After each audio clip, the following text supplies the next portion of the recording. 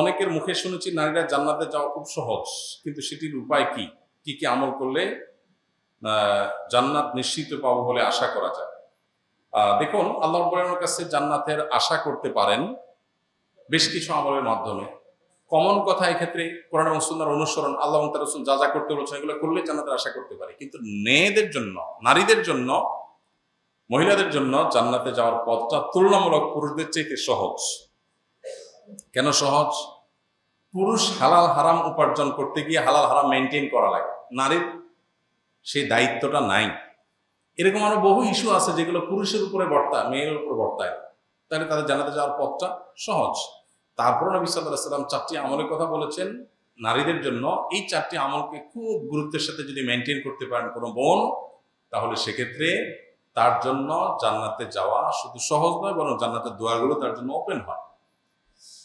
সে 4টি আমল কি? নবী সাল্লাল্লাহু আলাইহি ওয়াসাল্লাম বলেছেন, ইদা সাল্লাতিল মারআতু খামসাহা, মুসলিম নারী যদি 5 ওয়াক্ত নামাজ ঠিকঠাক পড়ে, সুন্দর করে পড়ে, ওয়াসামাত শাহরাহা, রমজান রোজা ঠিকঠাক মতো পড়ে রাখে, ও আতাআত যাওজাহা, স্বামীর আনুগত্য করে, স্বামীর বৈধ নির্দেশগুলোকে মানে, এবং এই যে নানা প্রপাগান্ডার কারণে ব্যক্তি স্বাধীনতার নামে আমি আমার সাথে যা খুশি তা করবো, এইসব নানা নামে স্বামীর আনুগত্যের বাইরে বের হওয়ার যে একটা মিছিল এখন আছে, অনেক নামাজি কালামী মেয়েরাও এই মিছিলে সামিল হয়েছেন, বুঝে না বুঝে এই মিছিলে তিনি সামিল হন না, বরং আল্লাহর নির্দেশ পালনার্থে, পারিবারিক শৃঙ্খলা রক্ষার স্বার্থে স্বামী যদি অন্যায় কিছু না বলে তাহলে তার কথা মানে এবং আনুগত্য করে।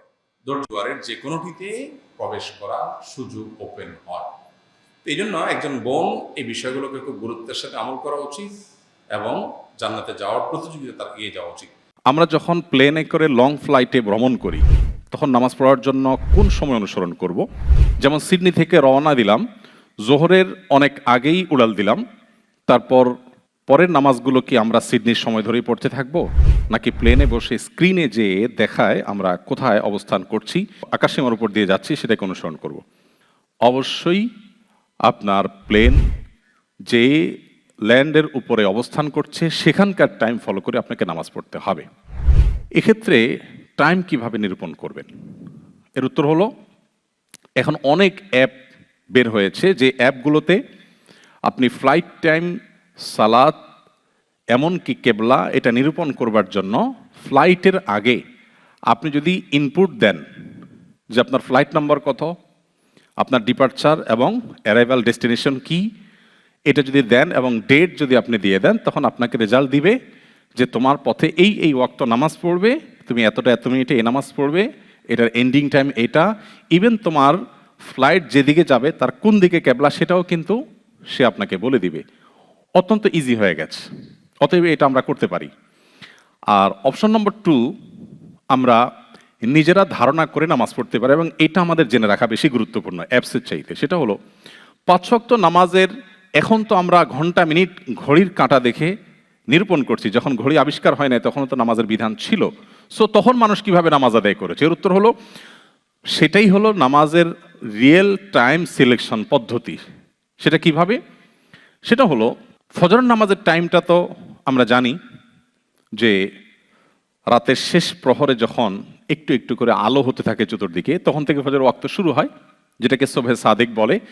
সূর্য উদয় হওয়ার উঠার আগ পর্যন্ত আমরা ফজর নামাজ আদায় করব। জোহর নামাজ কখন আদায় করব? সূর্য ঠিক মধ্যাকাশ থেকে পূব দিক থেকে উঠে যখন পশ্চিম দিকে যখন ডুবে যায়, পশ্চিম দিকে একটু যখন ঝুঁকে যায়, তখন থেকে জোহরের ওয়াক্ত পড়া শুরু হয়। এরপর স্থানকাল পাত্রভেদে কোথাও দিন ছোট, কোথাও দিন বড়, সেটার ভিত্তিতে প্রত্যেকটা বস্তু মধ্যাকাশে থাকলে তার ছায়া যতটুকু থাকে তার দ্বিগুণ, অনেক ওলামাদের মতে বা জমহুর বেশিরভাগ ওলামাদের মতে 1 গুণ পর্যন্ত জোহরের ওয়াক্ত থাকে। সেটা সাধারণ অবস্থাতে যেখানে 12 থেকে 13 ঘন্টা দিন হয়, সেখানে সাধারণত 2 থেকে 2.5 ঘন্টা, কখনো কখনো 3 ঘন্টার কাছাকাছি সময়ও থাকে। এটা হলো জোহরের ওয়াক্ত। জোহরের ওয়াক্ত শেষ হলে আসর শুরু হয়। আসর শেষ হয় কখন? সূর্য যখন ডুবে তার আগ পর্যন্ত। সূর্য ডুবার পর মাগরিবের ওয়াক্ত শুরু হয়, তার ঘন্টাখানিক ঘন্টা দেড়েক পরে স্বাভাবিকভাবে এশার ওয়াক্ত শুরু হয়। অতএব আপনি আন্দাজ অনুমান করে নামাজ পড়বেন, আপনার নামাজ হয়ে যাবে। আর যে সমস্ত ফ্লাইটে এই সমস্ত ফ্যাসিলিটিসগুলো পাওয়া যায়, আপনি আগে থেকে প্ল্যান করে আপনার যদি কয়টা টাকা বেশিও খরচ হয় সে সমস্ত ফ্লাইট আপনি টিকিট কাটতে পারেন। আমি এবার মালয়েশিয়ান এয়ারলাইন্সে এসেছি, যদিও এর আগে মালয়েশিয়ান এয়ারলাইন্সে একাধিকবার আমার ট্রাভেল করা হয়েছে, কিন্তু এবার আমি সারপ্রাইজড হয়েছি তাদের এই ব্যাপারে কোঅপারেশন দেখে।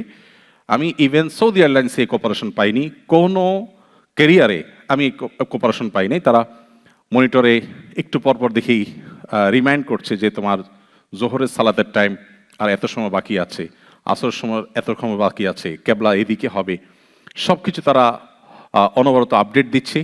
ইভেন আমি যখন ক্যাবিনে মাঝখানে দাঁড়িয়ে নামাজ পড়ার জন্য একটা জায়গা বের করছিলাম, তখন একজন ক্যাবিন ক্রু আমাকে ডেকে বললেন যে নামাজের আলাদা জায়গা আছে, তুমি সেখানে পড়তে পারো। আমি তো খুশি হয়ে গেছি, তো সেখানে গিয়ে নামাজ পড়লাম খুব সুন্দরভাবে।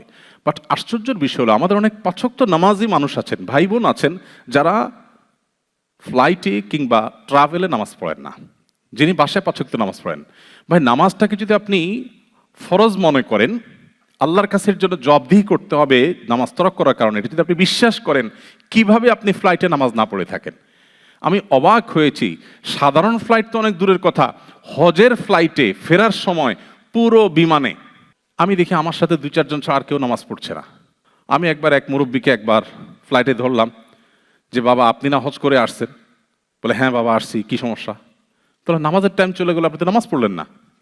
তিনি আমাকে বললেন বাবা পান খাচ্ছিলেন, পান খেতে খেতে বলছেন বাবা এখানে উজু করব কিভাবে, তায়াম্মুমের মাটি পাবো কই? তাই আমি বললাম পান পাইছেন কিভাবে? আপনি জানেন বিমানে সব কিছু সার্ভ করলো, পান সার্ভ করবে না। সুপারি এবং চুন অনেকে আপনারা খান, আমি দুঃখিত যে হয়তো যারা খাচ্ছেন তারা কষ্ট পেতে পারেন, কিন্তু এই অপ্রয়োজনীয় খাদ্য, অখাদ্য না বলে আমি বলি অপ্রয়োজনীয় খাদ্য, যেটা না ক্ষুধা নিবারণ করে না তৃষ্ণা নিবারণ করে। খাদ্যের তো একটা লক্ষ্য থাকে, তাই না? এই পান সুপারি যে আপনি আধা ঘন্টা ধরে চাবাচ্ছেন, এটার লক্ষ্যটা কি? এটা কি আপনার ক্ষুধা নিবারণ করে না পিপাসা নিবারণ করে? আমি সিলেটি ভাইদের কাছে বিশেষভাবে ক্ষমা প্রার্থনা করছি, আপনারা রাগ করবেন না, আপনারা পান একটু বেশি খান। আমি এটাকে কিন্তু হারাম বলছি না, কেউ ভুল না বুঝি, কিন্তু আমি বলছি, যাই হোক আমি আর মূল পয়েন্টে আসি, যে আমি চাচাকে বললাম চাচা আপনি জানেন এখানে ভাত দিবে, তরকারি দিবে, কিন্তু পান দিবে না, এবং দ্যাটস হোয়াই আপনি পান নিয়ে আসছেন সাথে। তা আপনার এই হিসাবটাও কষা দরকার ছিল যে সেখানে তো ওযু করা কঠিন হবে আমার জন্য, পা উঠাইতে পারবো না, ধুইতে পারবো না, বুড়ো মানুষ, তো আপনি একটু তায়াম্মুমের মাটি নিয়ে আসতেন। আপনার কাছে আপনার পানের ইম্পর্টেন্সই আছে, নামাজের ইম্পর্টেন্সি নাই। দুর্ভাগ্য আমাদের। বোনরা অনেকে আছেন 5 ওয়াক্ত নামাজ পড়েন নিজের ঠিকানায়, বাট তিনি ট্রাভেলে গেলে আর নামাজ পড়েন না। কোন অজুহাতে? বলে মহিলাদের নামাজের ব্যবস্থা নাই। আমার প্রশ্ন, আপনাকে যদি বলা হয় ট্রাভেল টাইমে 5 মিনিটের জন্য যদি তুমি একটু ব্যায়াম করো, উঠা বসা একটু ব্যায়াম করো, তাহলে তোমাকে $1 মিলিয়ন দেওয়া হবে। আমি বোনদের কাছে জানতে চাই কোন কোন বোন বলবেন না আমার তো এখানে আসলে সেরকম কোনো পরিবেশ নাই, সো আমার $1 মিলিয়ন দরকার নাই। কেউ আছেন? 1 মিলিয়ন লাগবে না, $1000 দিলেই যথেষ্ট হবে। কি বলেন? সঠিক নয় কি? $1000 দিলে চিন্তা করবে, না হলে অন্যরা ক্যাবিন ক্রুরা দেখে 2টা গালি দিবে, না একটু বকা দিবে, না একটু আমি অস্বস্তিতে পড়বো, না হয় হয়তো এমন একটা পরিবেশ হবে সবাই বলবে মাথা নষ্ট হয়ে গেছে নাকি, এখানে বিমানে ব্যায়াম করার কি আছে, এই তো, এর বেশি কিছু না। বাট আমি তো $1000 পেয়ে যাব, সেখানে যে নামাজের বিনিময়ে জান্নাত পাওয়ার কথা আছে, সেই নামাজকে আমরা কিভাবে কম্প্রোমাইজ করি? প্রিয় ভাইয়ের আমার, ওমর রাদিয়াল্লাহু তাআলা আনহু বলতেন লা হাজ্জা ফিল ইসলামি লিমান তারাকাস সালাহ, যে ব্যক্তি নামাজ ত্যাগ করে ইসলামের তার কোনো হিস্সা নাই, কোনো অংশ নাই, এই জন্য নামাজ ত্যাগ করতে পারেন না। আমি আমার মাকে নিয়ে একবার ট্রাভেল করছিলাম ঢাকার গাবতলী থেকে যশোরে। আমার মনে আছে বাস ছেড়ে দিবে, 10-15 মিনিট সময় আছে, এদিকে নামাজের ওয়াক্ত চলে যাবে একটু পরেই। বাস স্টপেজে কোথাও, এখন তো বাংলাদেশে অনেক মসজিদে মেয়েদের নামাজের ব্যবস্থা আলহামদুলিল্লাহ হয়েছে, বাট আমি যখনকার কথা বলছি আমার শৈশবের কথা, স্টুডেন্ট লাইফের কথা, অনেক আগের কথা, নামাজ পড়ার মতো কোনো পরিবেশ নাই।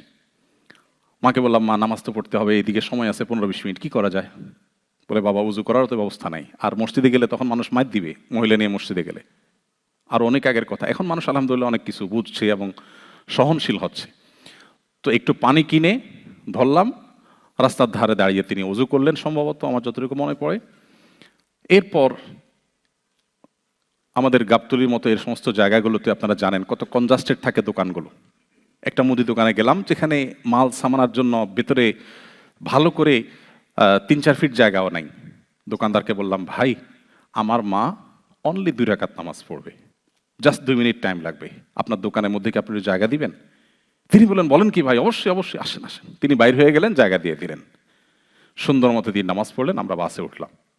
বিষয়টা হলো যে আপনি কিভাবে দেখছেন নামাজকে।